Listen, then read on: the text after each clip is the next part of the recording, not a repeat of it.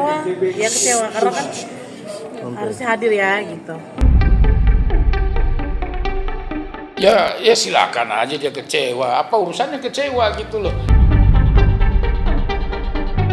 Pesan saya gentle, bermartabat aja gitu aja.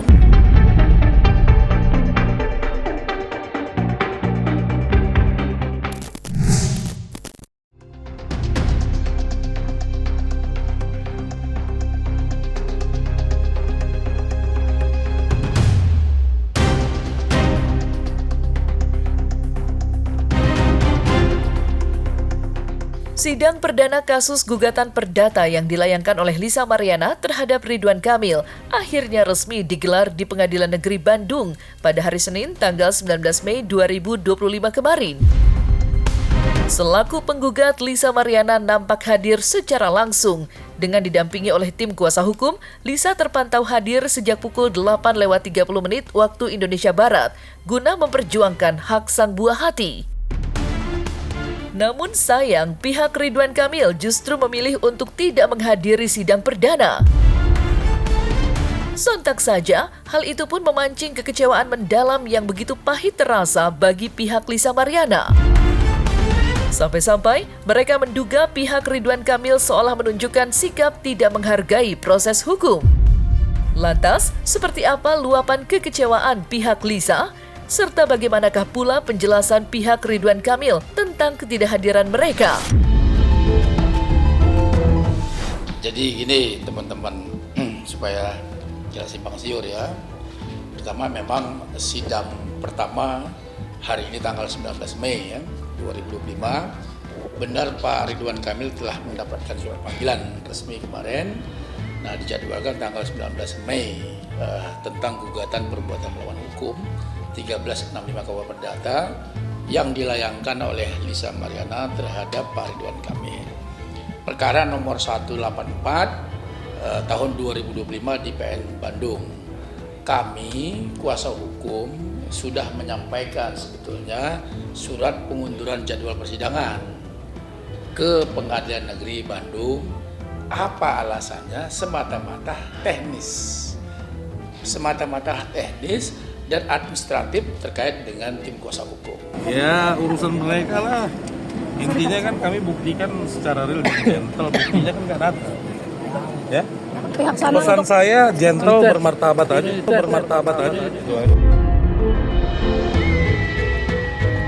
Bukan berarti kami tidak menghormati proses hukum di persidangan Pengadilan Negeri Bandung, tetapi memang di hukum acara perdata di Indonesia itu diatur sebetulnya kalau tergugat tidak hadir maka bisa dipanggil sidang berikutnya.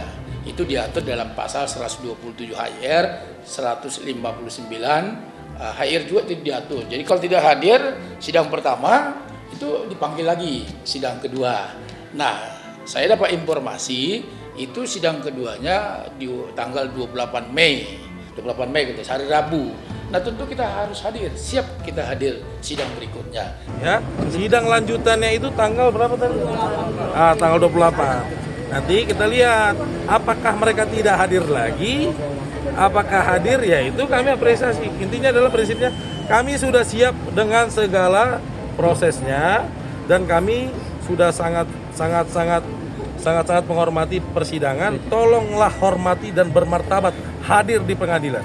Tidak ada masalah, tidak sebuah kewajiban sidang pertama harus hadir, tidak. Kan sudah diwakilkan di di surat kuasa.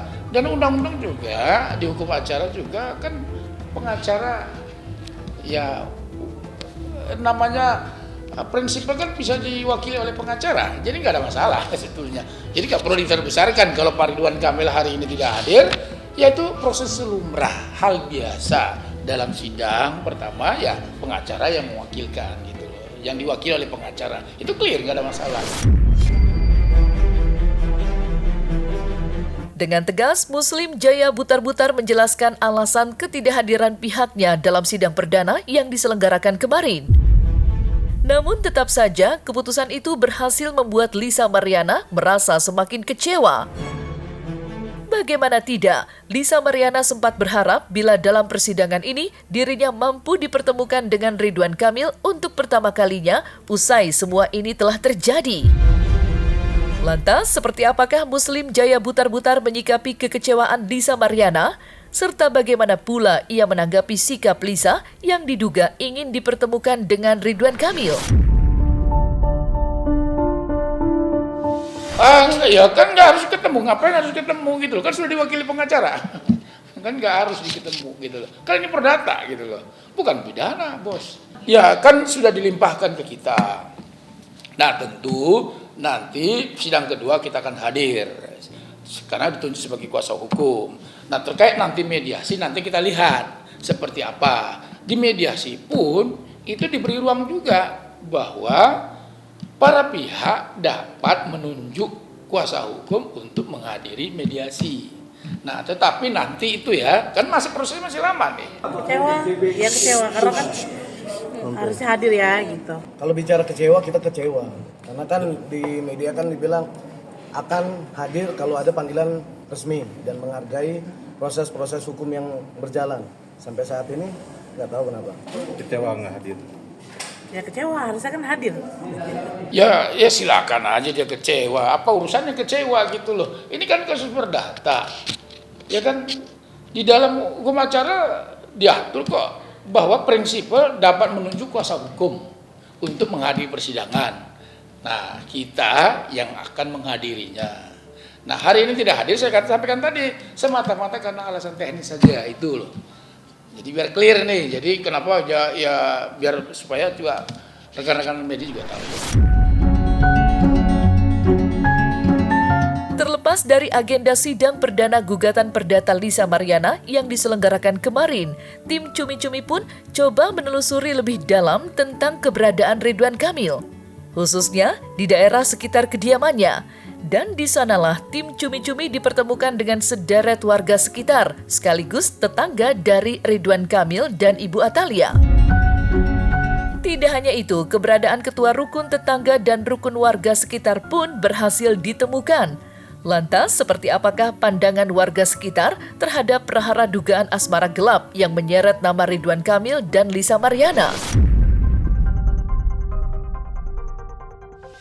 Pertamanya kaget lah, kedua ya soalnya nggak percaya gitu, tapi kan kita nggak tahu juga seperti apa ya kita ikutin aja seperti apa, kita juga nggak bisa ikut campur, nggak usah ini ya, sebagai warga pengurus ya kita mah ya cuman ikutin beritanya aja gitu aja, nggak bisa berkomentar banyak ketika itu. Saya mendengarnya dari media sosial juga ya, tapi saya sangat kaget juga dan sama sekali tidak percaya. Sangat percaya, mungkin barangkali itu cuma itu saja ya. Mudah-mudahan dengan adanya berita-berita ini, mungkin pertama saya harapkan itu berita tidak benar. Yang satu itu, kedua mungkin kalau memang benar itu mudah-mudahan cepat selesai, jadi tidak berlarut-larut mengganggu kegiatan beliau sehari-hari. Ya mudah-mudahan lah kasus seperti ini mungkin mudah-mudahan cepat selesai juga, dan ya saya harapkan itu kasus seperti ini tidak benar gitu, yang saya harapkan itu soalnya kelihatan Pak RK itu sama Bu Ata itu sangat baik di mata masyarakat gitu. Itu aja barangkali saya sebagai pengurus di sini juga doakan beliau mudah-mudahan sekali lagi kasusnya cepat selesai, itu aja. Kalau mendengar mah kaget pertama-tamanya, tapi kalau misalkan ada kecewa ya pastilah ada sedikit kecewa, tapi insya Allah barangkali tidak seperti itu, mudah-mudahan dalam kenyataannya itu aja sih harapannya, menyayangkan ada sih, itu mudah-mudahan nantinya kenyataannya tidak seperti itu gitu ya. Mudah-mudahan ini mah hanya cobaan atau ujian dari Allah aja, mudah-mudahan tidak seperti itulah. Oke. Yang pasti pertama nggak nyangka, soalnya kan kita tahu sosok Pak RK itu seperti apa. Dia salah satu pejabat yang populer mungkin ya di semua kalangan. Setelah masalah ini muncul gitu, pertama masalah ini muncul ya kita prihatin, percaya nggak percaya, benar atau enggak gitu. Jadi pertanyaan besar lah di warga masyarakat. Kalau terkait kasus ini sih, kalau saya pribadi mencingkapinya karena kemarin sempat isu politik ya. Kalau saya pribadi sih melihatnya ke sana gitu. Apakah ini dari segi politik yang menyerang ke privasi atau bukan. Cuma kalau kita berdoa mudah-mudahan benar atau tidak, mudah-mudahan masalahnya cepat selesai, itu aja sih. Ya pokoknya doa terbaik lah buat semuanya gitu. Kalau yang memang benar ya harus dibuktikan benar, kalau yang saya memang harus dibuktikan salah, gitu aja. Ya semoga semua permasalahannya cepat selesai kan, jadi nggak mengganggu pekerjaan gitu aja paling.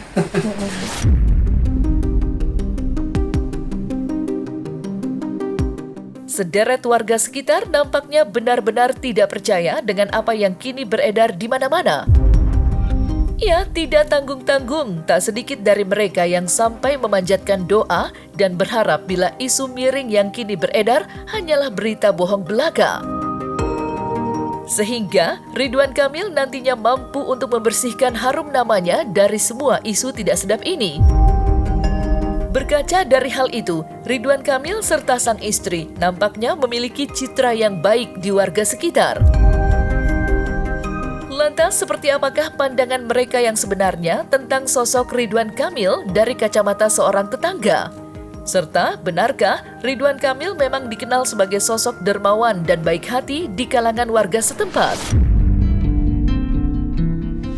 Sama yang Bapak tahu, biasa-biasa aja dengan hanya dengan pendatang yang lain. Jadi pertama dia datang ke sini kurang lebih 2 tahun lebih lah kalau nggak salah. Ya perkenalan sama warga, sering mengadakan pengajian juga. Paling juga Bapak hadir waktu ada pengajian gitu aja.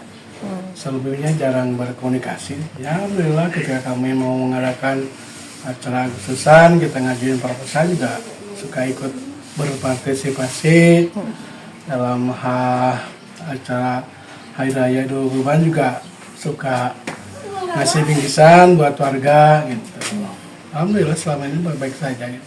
Oh, kebetulan Pak RK sama Ibu Ata itu sangat baik sekali ya. Dia tuh seorang dermawan juga ya. Kalau ada apa-apa, kalau kita mengajukan proposal juga cepat. Terus tiap tahun juga suka ada kontribusi, apalagi kalau mau kurban gitu ya, suka ada kontribusinya ke daerah.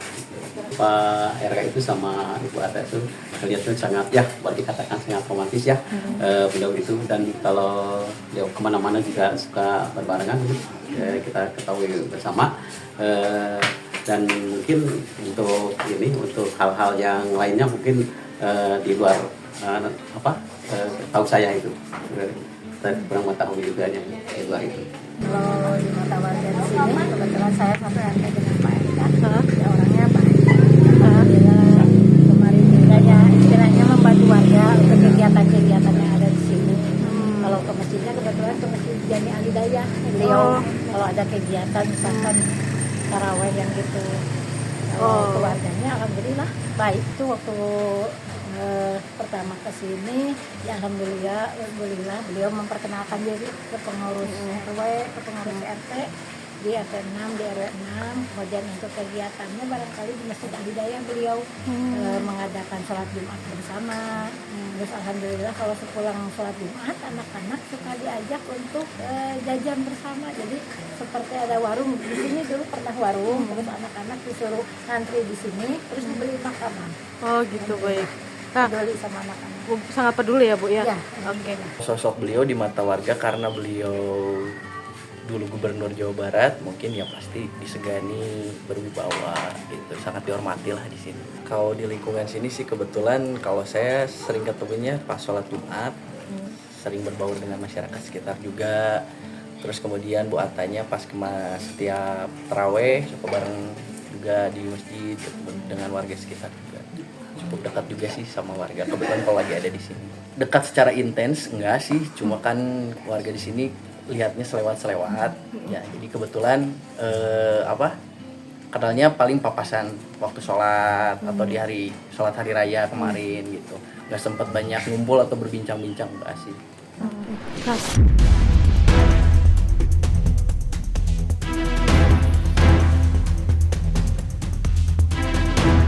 Kisah drama perseteruan antara Lisa Mariana dan Ridwan Kamil memang telah melebar liar.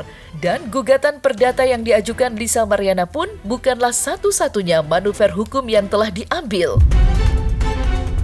Pasalnya, pihak Ridwan Kamil pun sudah terlebih dulu membuat laporan pidana yang didaftarkan di Bareskrim Mabes Polri. Sebuah laporan polisi yang dikabarkan sudah berjalan dengan lancar dan sesuai dengan harapan pihak Ridwan Kamil. Sampai-sampai telah beredar pula sebuah narasi mencolok yang menduga-duga jika Lisa Mariana akan segera ditetapkan sebagai tersangka. Padahal Lisa sendiri belum dipanggil sama sekali oleh para penyidik. Entah apa yang sebenarnya terjadi saat ini. Lantas, seperti apakah penjelasan Muslim Jaya Butar-Butar terkait perkembangan laporan sang klien di Bareskrim Polri?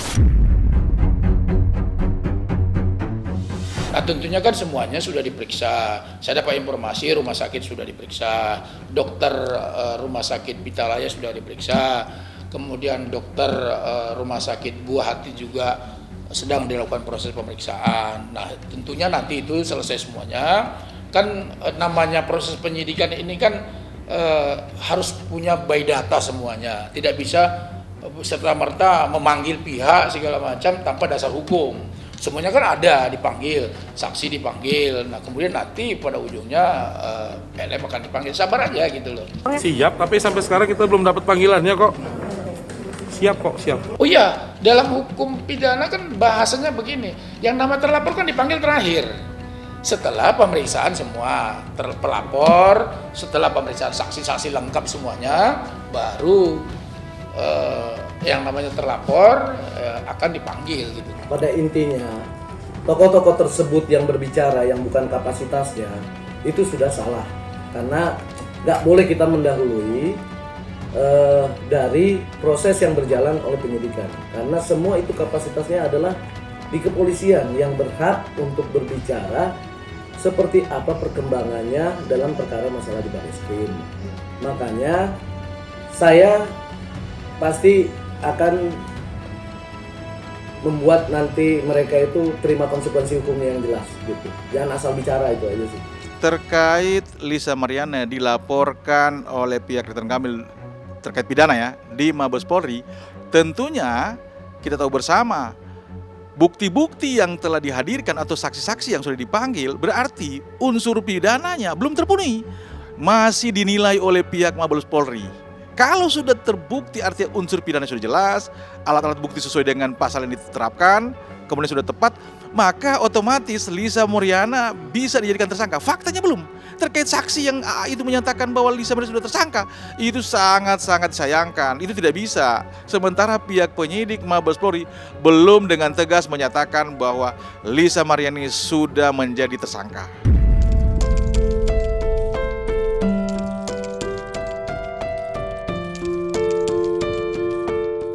Nah, selesai sudah Cumi Lovers? Saksikan terus Cumi Camp In-Depth, kabar lengkap, mendalam, dan akurat dari narasumber terpercaya.